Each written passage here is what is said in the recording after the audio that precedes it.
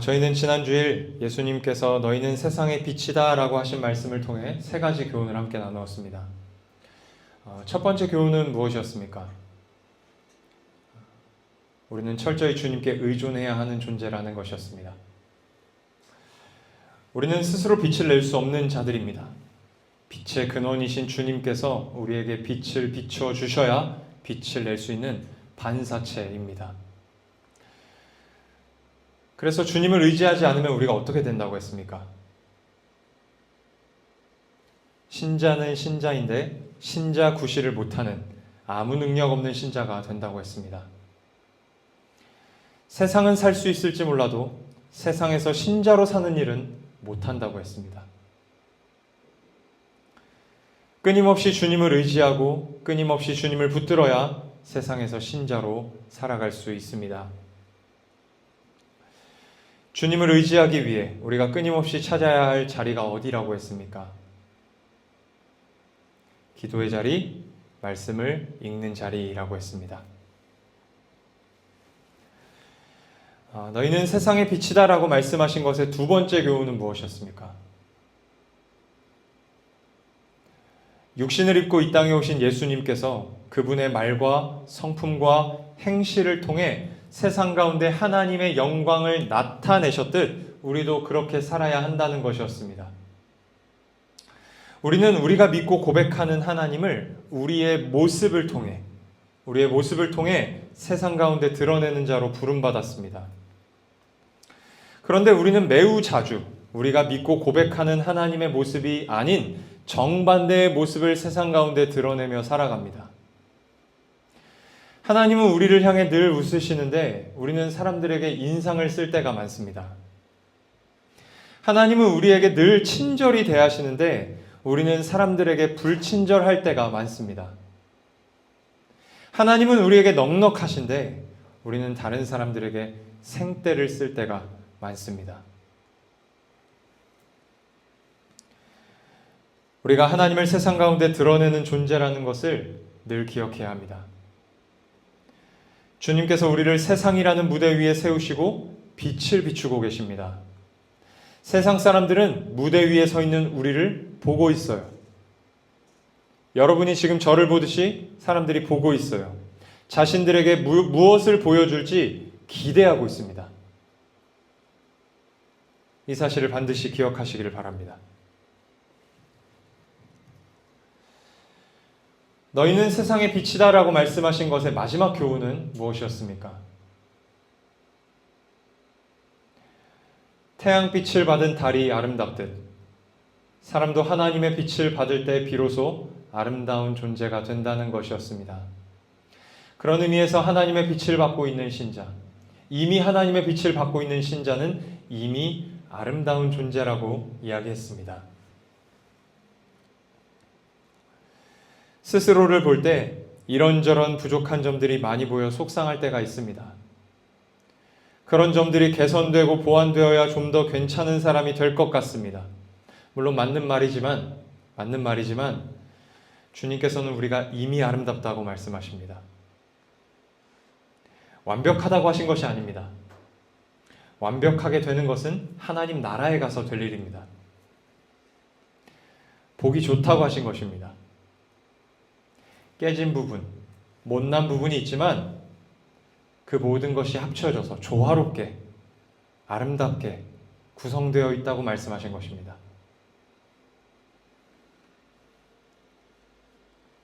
그러므로 내 기준, 내 생각으로 나를 판단하지 말아야 합니다. 나보다 나를 잘 아시는 주님이 오늘 나에게 빛이라 말씀하시니, 오늘 내 모습에 대하여 아름답다고 하시니 나도 나를 아름답게 볼 수 있어야 합니다. 자신의 부족한 점만 보면서 자책하고 남과 비교하는 삶을 사는 것이 아니라 하나님 안에서 언제나 자신 있게 살아가는 저희 모두가 될 수 있기를 축복합니다. 이제 오늘 본문의 내용을 한번 살펴보도록 하겠습니다. 너희는 세상의 소금이며 빛이다 라고 말씀하신 주님께서 이제 오늘 본문부터는 율법에 대해서 말씀하세요. 이 소금과 빛이 역할에 대한 말씀이었다면 이 율법에 대한 말씀은 그 역할을 어떻게 수행할 것인지에 대한 말씀이에요. 오늘 본문 17절에서 예수님이 이렇게 말씀하십니다. 내가 율법이나 선지자를 폐하러 온 줄로 생각하지 말라. 폐하러 온 것이 아니요 완전하게 하려 함이라. 여기 지금 표현되어 있는 율법과 선지자는 구약 성경 전체를 말하는 거예요. 구약 성경 전체를. 이 누가복음 24장 44절에서 예수님이 구약 성경을 말씀하실 때 이렇게 표현하세요. 모세의 율법과 선지자의 글과 시편. 이렇게 표현하세요. 지금 여기서 시편만 빠진 거예요. 그래서 17절 말씀을 구약 성경에 기록된 모든 말씀을 성취하시기 위해 예수님이 오셨다는 말씀으로 이해할 수 있어요. 구약 성경 전체를 성취하시기 위해 예수님이 오셨다라는 말씀으로 이해할 수 있습니다. 그런데 오늘 본문 18절에서 천지가 없어지기 전에는 율법의 1.1획도 없어지지 아니하리라고 하신 말씀을 감안할 때 이 선지자도 율법을 의미하는 표현으로 쓰였다고 볼 수 있어요. 구약의 선지자들이요, 많은 경우에 율법을 가르치는 역할을 했어요. 이스라엘 백성들이 하나님의 법, 즉 율법에 따라 살지 않고 자기 마음대로 살아갈 때 너희들은 율법으로 돌아와야 한다. 율법에 따라 살아야 한다라고 가르쳤어요. 물론 여기에 더해서 선지자들은 오실 메시아이신 예수 그리스도에 대한 예언의 메시지도 함께 선포했습니다.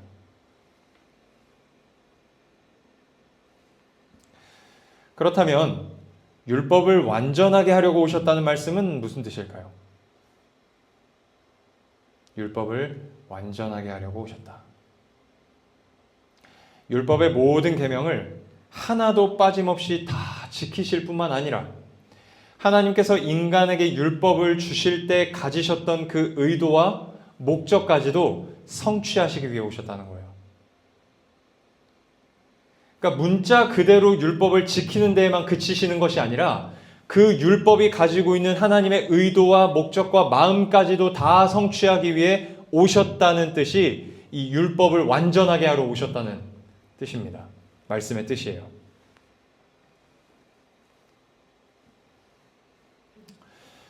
여러분, 그런데 예수님은 어떤 분이십니까? 예수님은 시내산에서 모세에게 율법을 주신 하나님이세요. 모세에게 율법을 주신 하나님이 예수님이세요. 인간에게 율법을 순종하라고 요구하실 분이시지 순종하셔야 할 분이 아니세요.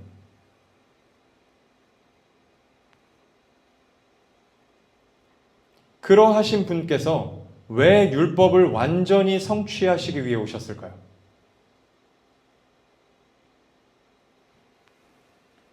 율법에 순종할 것을 요구하실 분이 왜 순종하기 위해 오셨냐는 거예요.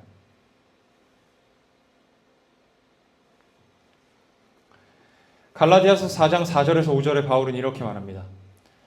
때가 차매 하나님이 그 아들을 보내사 여자에게서 나게 하시고 율법 아래에 나게 하신 것은 율법 아래 있는 자들을 속량하시고 우리로 아들의 명분을 얻게 하려 하심이라. 아멘. 자, 바울은 예수님이 율법 아래 있는 자들을 속량하시기 위해 율법 아래에 나셨다고 말을 해요. 이 속량이라는 말은 노예를 해방할 때 쓰는 표현이에요. 여러분, 노예를 어떻게 해방할 수 있어요? 옛날에 이렇게 고대 시대 영화, 뭐죠? 갑자기 영화 제목이 생각이 안 나네요. 글래디에이터 같은 영화를 보면은 노예를 해방시켜주는 장면이 나와요. 근데 어떻게 해방시켜주죠? 노예를 붙들고 있는 자에게 가서 값을 주고 사와요. 값을 주고 사다는 의미가 이 속량이라는 표현에 담겨 있어요. 예수님께서 율법 아래에 붙들려 있는 자들을 속량하시기 위해서는 값을 지불하셔야만 했어요.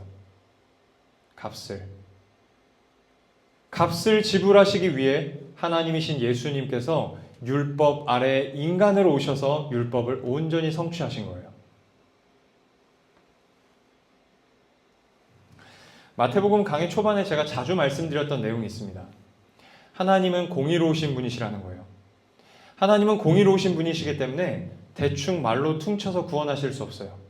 우리는 항상 이런 생각하잖아요. 왜 굳이 귀찮게 예수님을 보내셔서 구원하셨는가? 그냥 말로 내가 너를 구원한다 하면 되는 것 아닌가 라는 생각을 한 번씩은 다 해봐요. 근데 그게 될 수 없는 것이 하나님이 공의로우시기 때문에 그렇습니다. 공의로우신 하나님은 반드시 죄인을 심판하셔야 합니다. 죄인이 심판을 면하기 위해서는 죄값을 지불해야 돼요. 죄인이 심판을 면하고 구원을 받기 위해서는 죄값을 지불해야 합니다. 그러나 죄인은 스스로 죄값을 지불할 능력이 없습니다. 오히려 날마다 죄값을 더 쌓아가고 있는 형편에 있어요. 날마다 죄를 짓기 때문에 그렇습니다. 유일한 희망이 있다면 다른 이가 죄값을 대신 지불해 주는 것인데 이 세상에는 다른 이의 죄값을 지불해 줄 수 있는 인간이 없어요. 자기 죄값도 내지 못하는데 누구를 대신할 수 있어요?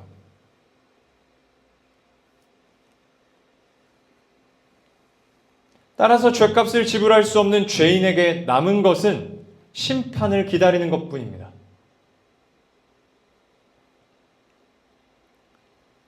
그런데 하나님이신 예수님께서 율법 아래에 오신 거예요. 율법 아래에서 종노릇하고 있는 죄인들을 속량하기 위해 오신 것입니다. 율법 아래 오신 예수님께서는 율법에 기록된 모든 계명을 하나도 빠짐없이 다 지키셨어요. 보통 유대인들은 율법이 613가지라고 이야기를 해요. 하지 마라, 해야 된다, 이 계명 총 가지수가 613가지라고 이야기합니다. 그 613가지를 하나도 빠짐없이 다 지키셨을 뿐만 아니라 각각의 계명에 담긴 하나님의 의도와 목적과 뜻까지 완전히 온전하게 성취하셨어요.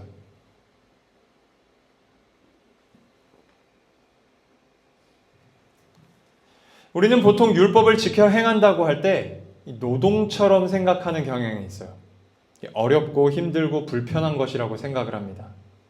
그러나 예수님은 그렇게 하지 않으셨어요. 시편에 기록된 것처럼 주님은 율법을 사랑하셨고 즐거워하여 주야로 묵상하셨습니다.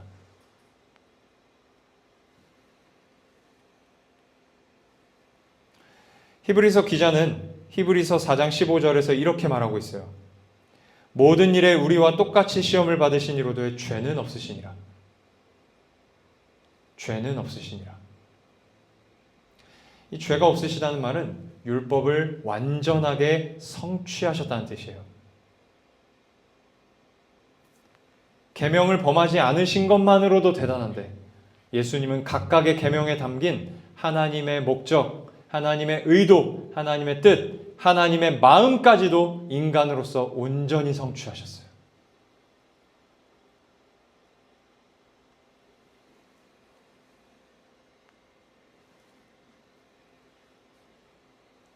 율법에 온전히 순종하신 예수님은 죄가 없으셨어요. 죄 없으신 예수님은 다른 이들의 죄값을 대신 지불할 수 있는 조건을 갖추셨어요. 죄 없는 사람만 다른 이의 죄값을 지불할 수 있잖아요. 예수님이 그 조건을 갖추신 거예요. 그 갖추신 조건을 가지고 어디로 가셨습니까? 십자가로 가셨죠. 십자가에서 예수님은 죄인들의 죄를 전가받으시고 죄인이 되셨어요. 죄인들이 받아야 할 심판을 대신 받으셨어요. 죄인들이 스스로 지불했어야 할 죄값을 대신 지불하신 것입니다. 그런데 만약에 예수님께서 죄값을 대신 지불해 주시기만 한 것이라면 우리는 구원받지 못했을 거예요. 예수님이 죄값을 대신 지불해 주시기만 하신 것이라면 우리는 구원받지 못했을 거예요. 우리에게 필요한 게 또 있어요. 우리에게는 의가 필요해요. 여러분, 의는 어떻게 얻을 수 있을까요, 우리가? 예수님처럼 살아야 돼요. 예수님처럼 율법을 다 지켜 행해야지만 의의를 얻을 수 있어요. 근데 인간은 그럴 수가 없죠. 아까 제가 613가지라고 했잖아요. 613가지를 오늘 다 지켜요. 그게 다가 아니에요. 내일도 다 지켜요. 내일 다 지켰다고 끝이 아니에요. 그 다음날도 다 지켜요. 죽을 때까지 613가지를 다 지켜야 돼요. 여러분, 우리는 10계명도 다 못 지키잖아요. 하루를 살면서. 예수님처럼 율법을 항상 지켜서 행해야지만 의롭다 인정받을 수 있는데 우리는 그럴 수가 없어요. 죄인에게는 율법을 항상 지켜 행할 능력이 없습니다. 그래서 예수님이 오신 거예요.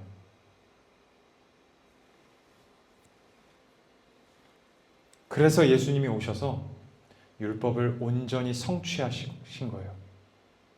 율법을 온전히 성취하시고 의의를 이루셨어요.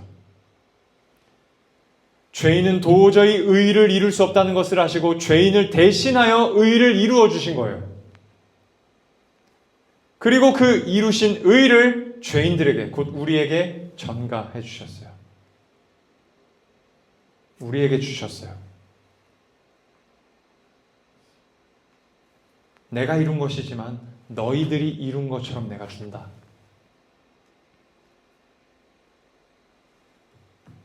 자, 정리해 보겠습니다. 예수님께서는 죄인된 우리들의 죄를 전가받으시고 십자가를 통해 죄값을 대신 지불하셨어요. 우리의 죄값을 대신 지불하셨어요. 우리 대신 하나님의 심판을 받으셨습니다. 또한 예수님께서는 율법을 온전히 성취하심으로 이루신 의를 우리에게 전가해 주셨어요. 그 의를 전가받은 우리는 의롭다 칭함받았어요. 마치 우리가 율법을 다 지켜 행한 것처럼 하나님이 여겨주셔요.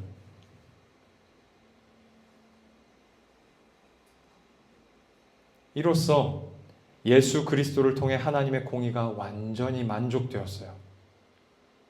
죄값도 치러졌고 의도 이루었어요. 하나님의 공의가 완전히 만족되었어요. 그로 말미암아 율법 아래 있던 우리가 속량을 받게 된 거예요.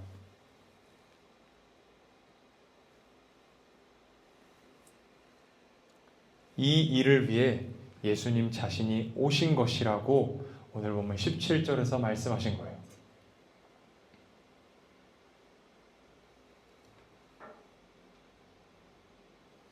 자, 계속해서 오늘 보면 18절에서 19절 말씀입니다. 진실로 너희에게 이르노니 천지가 없어지기 전에는 율법의 1.1획도 결코 없어지지 아니하고 다 이루리라.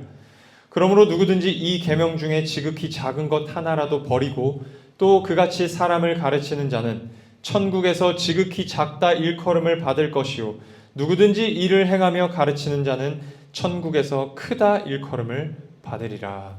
아멘. 자, 예수님께서 무슨 말씀하시는 것일까요?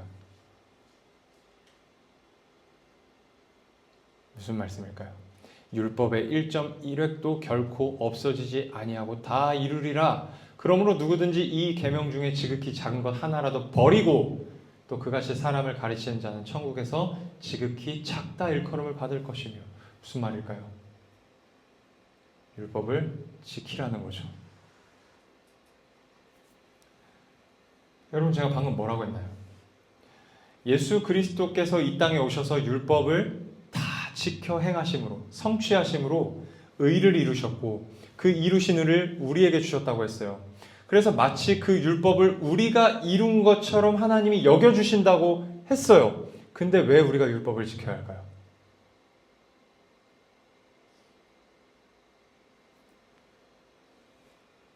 왜 우리가 율법을 계속 지켜야 하는 것일까요?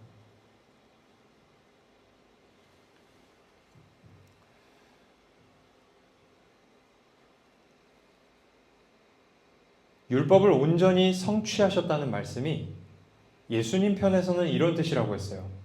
계명을 하나도 범하지 않으셨을 뿐만 아니라 그 계명에 담긴 하나님의 목적과 의도까지도 성취하셨다. 이게 예수님 편에서의 율법을 온전히 성취하셨다는 말씀의 의미예요. 그러면 이러한 의미가 우리 신자들 편에서는 어떤 뜻이 될까요? 예수님 편에서는 이런 의미였는데 이게 신자들 우리한테 와서는 어떤 의미가 될까? 이게 중요합니다.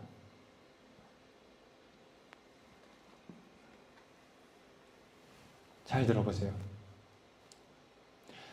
율법을 지키지 않았을 때 받아야 할 저주와 심판을 예수님께서 대신 다 받으심으로 우리는 더 이상 저주와 심판을 두려워하지 않을 수 있게 되었다는 뜻이에요.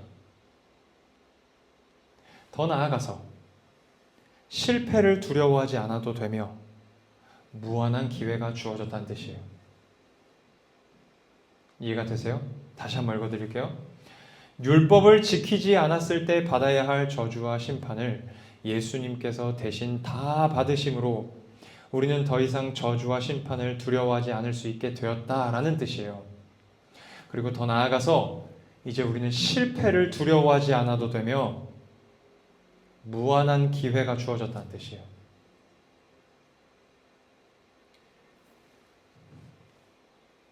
예수님께서 율법을 온전히 성취하셔서 의를 이루셨어요. 그 이루신 의를 우리에게 주셨어요. 그래서 뭐라고 했습니까? 하나님이 우리를 보실 때 너 율법을 다 지켰구나 그렇게 보신다는 거예요. 그럼 그러한 상태에서 우리가 율법을 행하다가 실패해요. 그럼 하나님이 우리를 어떻게 보실까요? 너 율법에 실패했구나 그렇게 보실까요? 아니에요. 예수님이 우리에게 의를 주셨다니까요. 우리는 예수 그리스도로 옷을 입었어요.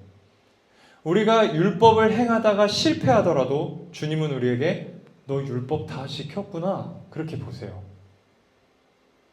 그래서 우리가 얻은 특권이 무엇이냐? 실패를 두려워하지 않고 끊임없이 율법을 자유롭게 행할 수 있는 특권을 얻었다는 거예요. 실패하더라도 또다시 행할 수 있는 기회, 실패하더라도 또다시 행할 수 있는 기회를 우리가 얻었다는 거예요. 그 이야기를 하고 있는 것입니다.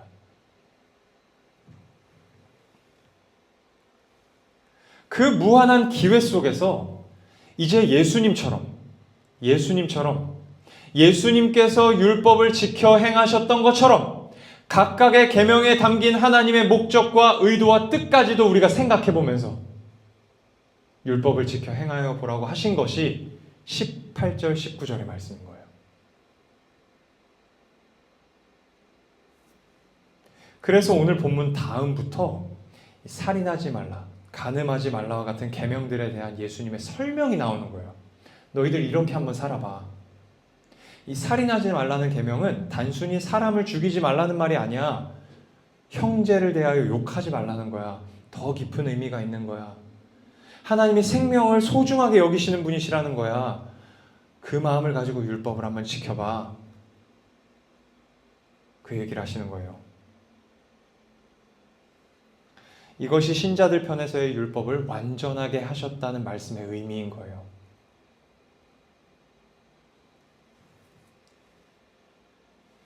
사랑하는 여러분, 율법을 행함에 있어서 실패를 두려워하지 않아도 되며 우리에게 무한한 기회가 주어졌다는 말이 무슨 뜻일까요? 무한한 기회가 있으니까 대충 살아도 된다는 이야기일까요? 당연히 아니겠죠. 앞으로 나아가야 된다는 거예요. 앞으로 나아가야 된다는 거예요.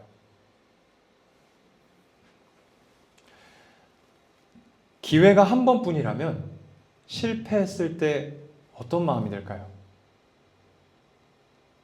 기회가 딱 한 번이에요. 근데 그거 실패했어요.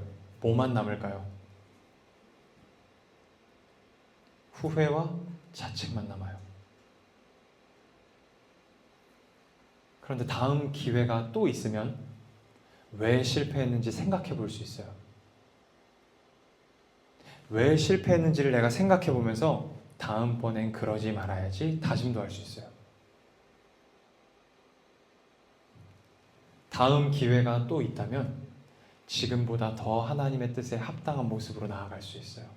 내가 지난번엔 여기까지밖에 못 갔으니까 다음번엔 더 가봐야지 할 수 있어요.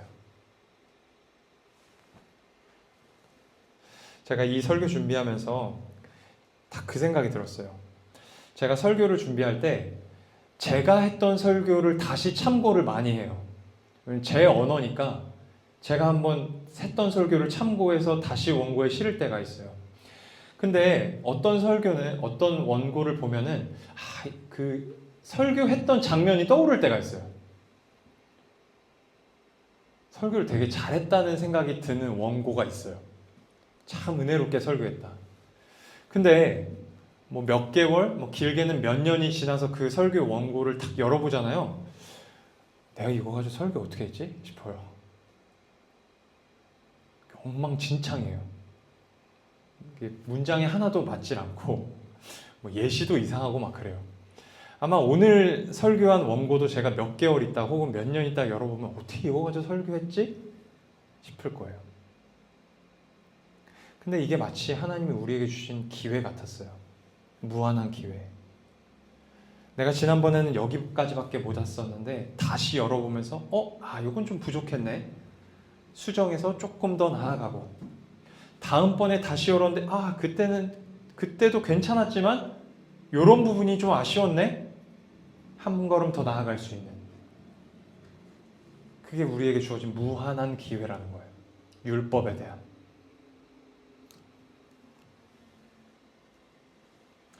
자, 오늘 본문 20절에서 예수님이 이렇게 말씀하십니다. 내가 너희에게 이르노니 너희 의가 서기관과 바리새인보다 더 낫지 못하면 결코 천국에 들어가지 못하리라. 아마도 제자들은 이 말씀을 듣고 절망에 빠졌을 거예요. 여러분, 이 말씀은 이런 뜻이에요. 너 손흥민보다 축구 못하면 축구 선수 할 수 없어. 축구 선수가 너무 되고 싶어요. 근데 손흥민보다 축구를 못하면 축구 선수가 될 수가 없대요. 얼마나 절망적이에요. 그 말씀이에요, 지금. 그 말씀처럼 들리는 말씀이에요. 당시 서기관과 바리새인들은요, 매우 엄격하게 율법을 지켜 행했어요. 예를 들어서 성경에, 율법에는 1년에 한 번 금식하라고 되어 있어요. 그런데 여러분, 누가복음 말씀에 보면 이 바리새인과 어떤 한 세리가 성전에 와서 같이 기도를 하는데, 그 바리새인이 뭐라 그러냐면 나는 일주일에 2번씩 금식한다고 기도를 해요. 그러니까 성경은 한 번만 하라고 했는데, 1년에 한 번만 하라고 했는데, 이 바리새인들은 율법을 더 엄격하게 해석해서 일주일에 2번씩 금식을 했다는 거예요. 여러분, 사람들이 그런 모습을 볼 때 어떤 생각이 들었을까요? 바리새인과 서기관들을 볼 때.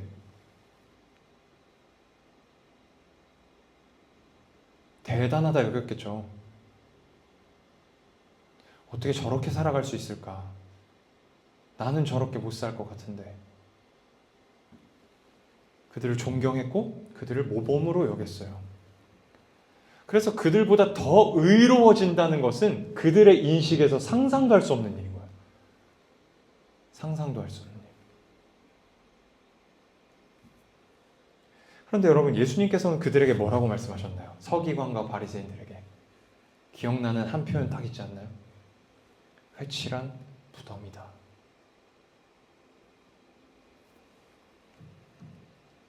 겉은 깨끗해 보이지만 속은 썩었다는 거죠.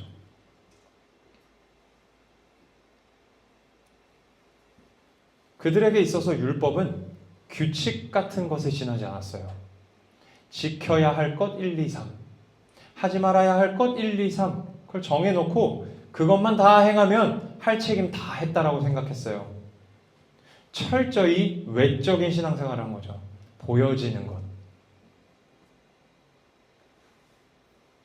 뭐가 빠져 있는 거예요?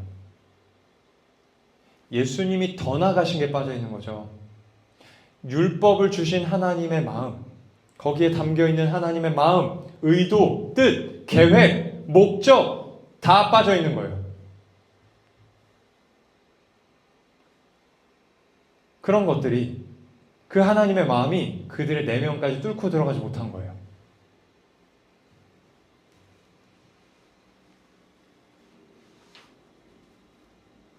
주님이 원하시는 것은 그런 것이 아니라는 거예요. 그 정도 수준이 아니라는 거예요. 율법을 주신 하나님의 의도와 목적과 뜻이 우리 영혼 깊은 곳까지 뚫고 들어와서 우리의 행위의 동기를 바꾸고 그 바뀐 동기를 가지고 율법을 행하는 수준까지 나아가기를 원한다고 말씀하신 거예요. 20절에서 더 나은 의라는 것이 그런 의미예요.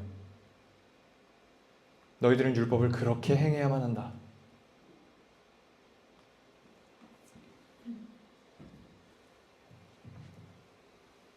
이 수준까지 자라갈 수 있도록 율법을 온전히 성취하셔서 무한한 기회를 주신 거예요. 무한한 기회가 없다면 거기까지 갈 수 없는 거죠. 깊게 들어가야 되는 거예요. 근데 한 번으로 어떻게 깊게 들어갈 수 있겠어요? 여러 번 나눠서 가야 되는 거죠. 그러라고 무한한 기회를 주신 거예요. 무한한 기회를 가지고 더 나은 의를 추구해 보라고. 율법의 온전함까지 나아가 보라고 말씀하신 거예요.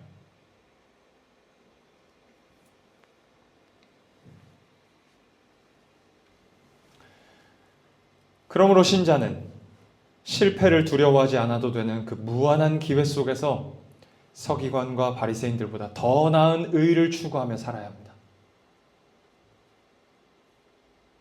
우리는 무슨 구원을 얻으려고 율법을 행하는 거 아니에요.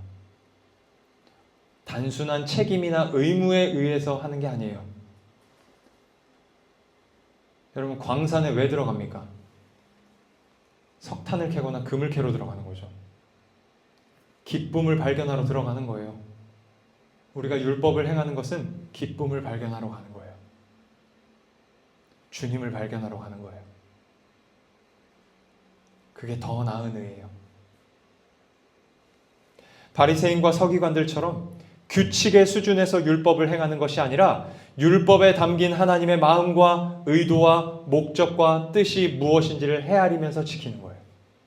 살인하지 말라고 했으면 내가 살인만 안 했으면 괜찮아. 그게 아닌 거죠. 왜 살인하지 말라고 하셨지?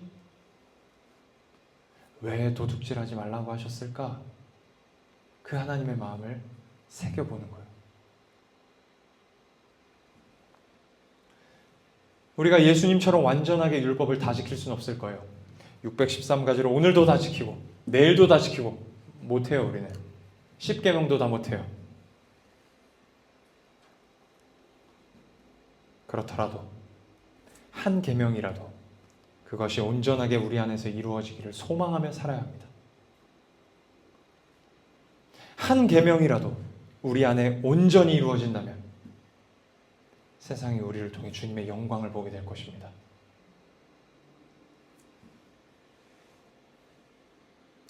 구체적으로 우리가 어떤 율법을 어떻게 행하며 살아야 할지에 대한 말씀은 앞에서 말씀드린 것처럼 다음 주일부터 이제 나누게 될 것입니다.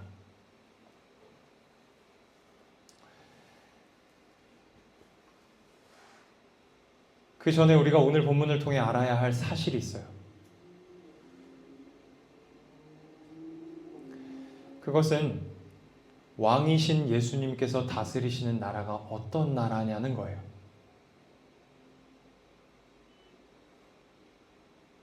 왕이신 예수님께서는 자신의 백성들에게 무한한 기회를 주시려고 율법을 온전히 성취하셨어요. 예수님의 나라는 무한한 기회가 있는 나라입니다.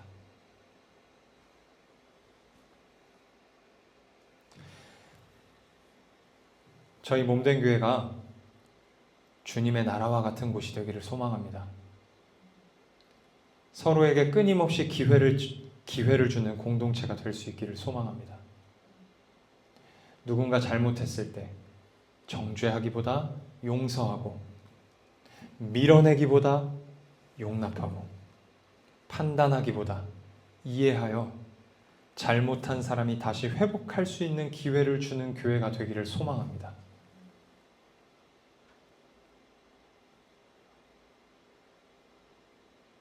할 수 있다면 그의 과거가 어떻든지 간에 우리가 용납할 수 있었으면 좋겠어요. 그게 설령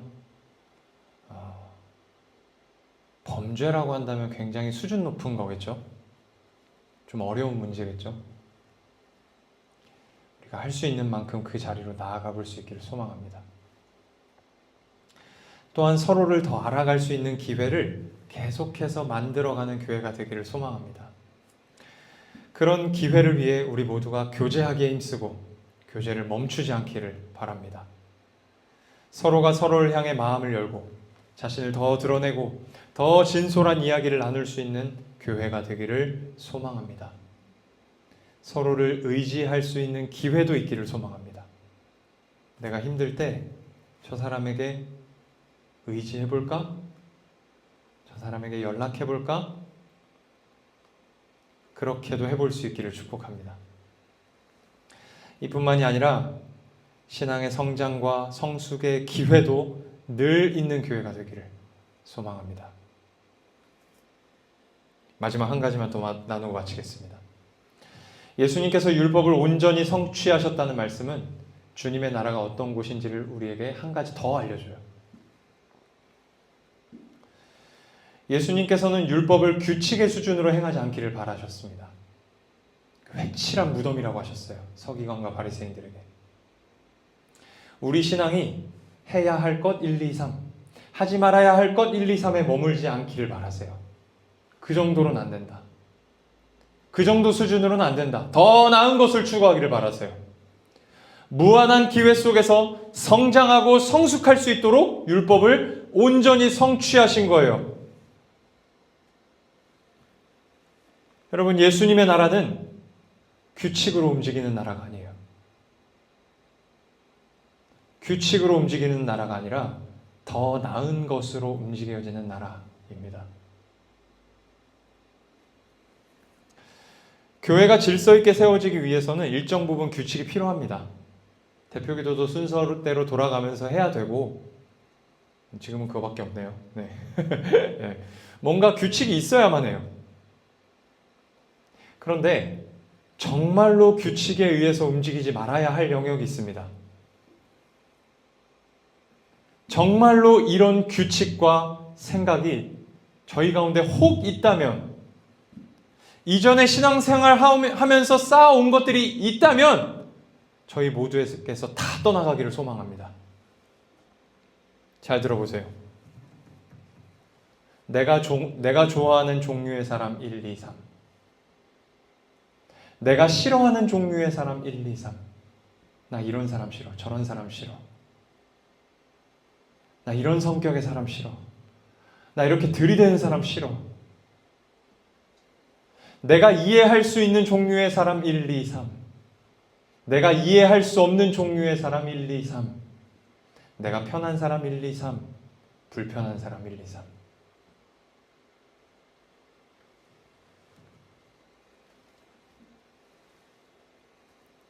이런 규칙과 생각이 우리 안에서 떠나가기를 진심으로 소망합니다. 우리에게 규칙이 있어야 한다면, 유일한 규칙이 있어야 한다면 그것은 오직 모든 이를 사랑하는 것입니다. 모든 이를 받아들이는 것입니다.